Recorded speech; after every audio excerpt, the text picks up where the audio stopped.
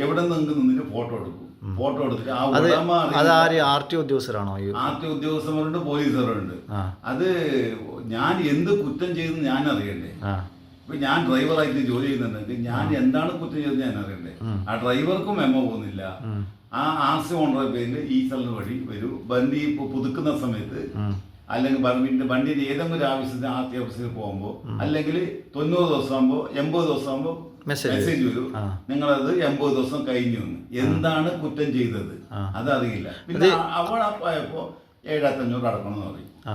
അങ്ങനെ അത് ഒരു ചെക്ക് റിപ്പോർട്ടിന് അങ്ങനെ ഇഷ്ടം പോലെ ചെക്ക് റിപ്പോർട്ട് കിട്ടുന്നത്. ഓരോ ചലാനും 7500 വെച്ച് വാങ്ങിക്കും ബസ്സിന്.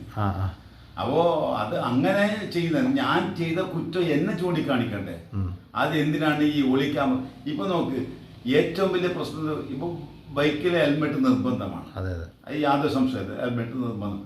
ഏതെങ്കിലും കാരണവശാല് ഒരു ആള് ഹെൽമെറ്റ് വെക്കാതെ വന്നാൽ ചിലപ്പോ 2 കിലോമീറ്റർ 1 കിലോമീറ്റർ ആയി വണ്ടി പോകുന്നത്.